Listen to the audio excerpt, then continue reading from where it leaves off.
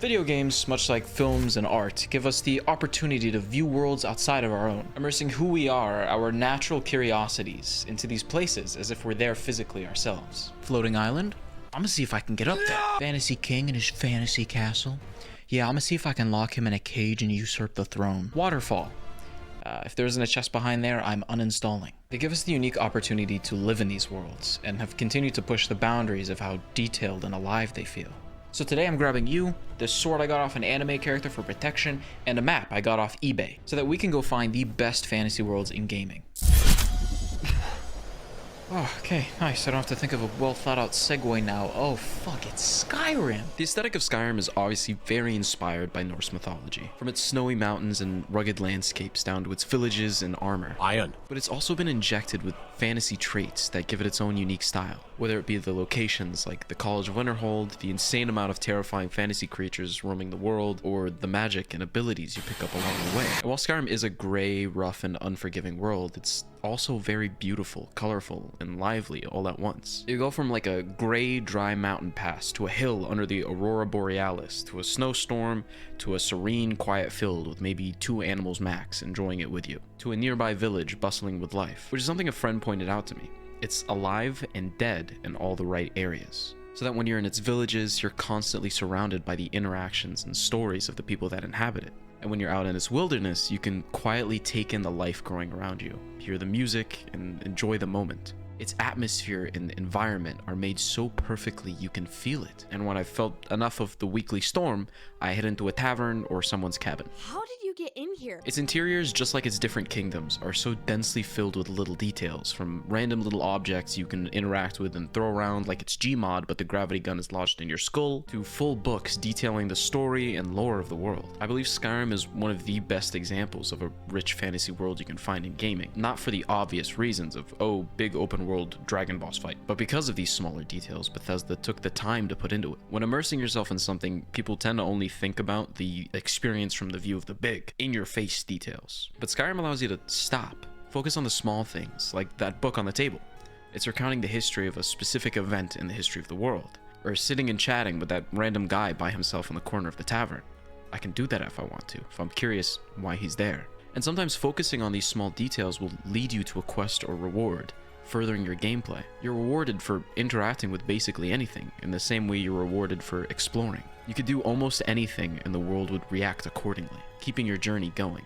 Speaking of keeping our journey going, I think another portal just opened up. Breath of the Wild's world is brilliant. Aided by its art style and design, it's not just some normal, basic medieval fantasy continent. Every region has a completely different depth to it from the one before. Completely different challenges and rewards, different cultures in its villages, and different weather to adapt to. They're all unique, exciting experiences within themselves. They do an amazing job putting so many interesting locations in your line of sight and giving you the freedom to decide where to go and how you get there. Whether it be running, climbing, swimming, or gliding, and then reward you for exploring them. Not just with chests or beautiful views, but the sensory immersion across the game achieved with the weather system and thermometer. From struggling to climb when it rains and snows, to watching Link's physical reactions to the starkly different temperatures between each region, they're features a lot of people overlook, but the world wouldn't feel quite the same without them. I mean, its world is so clearly made with intention in every detail. Take for example the NPCs. Every NPC has their own little goofy personalities displayed through their animations and sometimes with as little to no dialogue, but you remember them nonetheless. A good example of this is Spinch. You'll find Spinch exploring— oh, I have him written as Spinach in the script, I just realized. You'll find Spinch exploring the world of Hyrule on his horse, who is also named Spinch. He serves no purpose to a quest or reward, he's just doing his own thing. A unique adventurer who named his horse after himself, or himself after his horse. Every adventurer you meet has this subtle and sometimes explosive personality. In a world that can at times feel lonely and desolate, especially with the underlying story of the loss of the kingdom and the enemies roaming every corner, as a character with the weight of the world on your shoulders, these interactions mean something more. They remind you you're not alone, and Nintendo manages to make a world and a time as bleak as Hyrule's feel warm and alive when you need it most. But what happens when a fantasy world gives you the opposite feeling? Takes away the hope and warmth and puts you into a dark world where the only thing between you and death is your 40-foot fucking sword.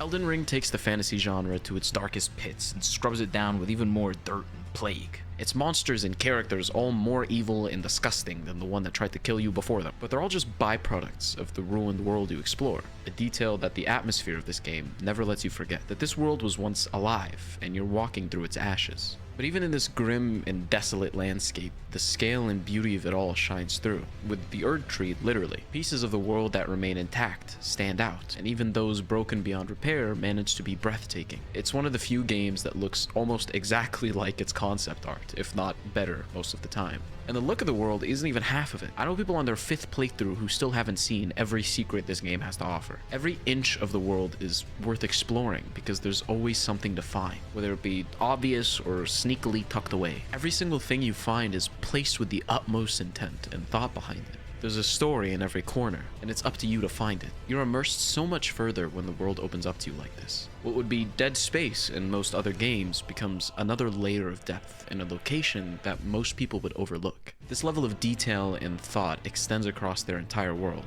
Every region has its own fleshed out story behind its current state, allowing you to feel its history the deeper you explore each of them. Not only giving you the story of its past, but no matter what path you take, as you explore, it'll begin unfolding the current story for you, letting you use its world as a vehicle to experience its past and its future simultaneously. Another game that's built a very solid ground for itself through its lore and past is The Witcher 3, a world very inspired by Slavic mythology. In most places on the surface, it has that aesthetic of a fairy tale world, but the moment you begin to look closer, you uncover the dark and fairly realistic reality of the continent. It's a world where true love's kiss breaking a curse, and a monster like this can coexist. Then at the same time, the realistic layer exists. An example being that most monsters aren't out to kill because they're evil, they hunt because they need to, like any other creature, which is a prevalent theme across its story and side quests, that not everything is as it seems. Nothing's black and white. It's a unique take on fantasy that brings so much more to the world, knowing that all the things living in it have this level of depth to them,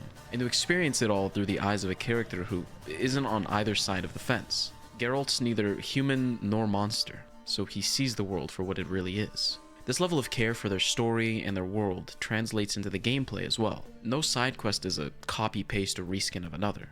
Each of them have a unique story and situation for you to navigate. They make you care about the people involved and want to see it through. Not for a reward or XP, but because you realize your involvement matters, and whatever you decide to do will impact it for better or for worse. And these immersive interactions within the world aren't exclusive to scripted quests either. An example being the day and night cycle's influence on some monsters like werewolves, but it's dependent on the phase of the moon as well. Or different potions being more effective if it's cloudy or storming. Features that you wouldn't normally think of, but exist to stay as faithful to how the world works as possible. It's difficult to put into words the elements that make The Witcher's world as immersive and weighted as it feels. But I feel like emotional depth, an amazing narrative, and great world design to ferry them on about cover what makes this game so effortless to get invested in. Really amazing how, with most of the games I've covered today, it feels like you know them after you've played through them. You know these worlds, you know how they work, you know the monsters in them, you know the people in them. And I think it's amazing that a team of people can do that.